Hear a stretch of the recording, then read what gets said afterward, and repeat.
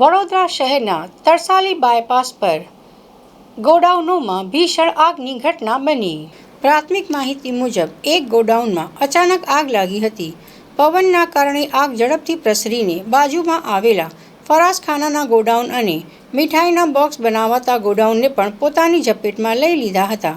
બાજુમાં જ પ્રતિમા બનાવવાની વખાર આવેલી હોવાથી તેમાં પણ આગ પ્રસરી હતી.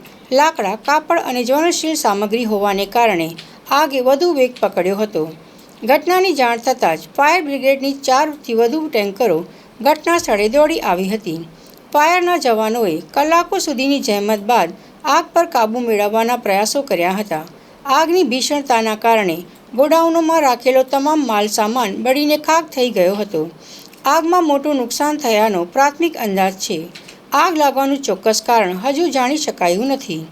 ફાયર વિભાગ અને પોલીસે ઘટના સ્થળે પહોંચી તપાસ શરૂ કરી છે. શોર્ટ સર્કિટ કે અન્ય કારણે પગલે આ આગ લાગી હોવાનું અનુમાન લગાઈ રહ્યું છે. આસપાસના ગોડાઉનો અને દુકાનો બચી જતા મોટી દુર્ઘટના ટળી હતી. ફાયર વિભાગે કુલિંગની કામગીરી ચાલુ રાખી હતી.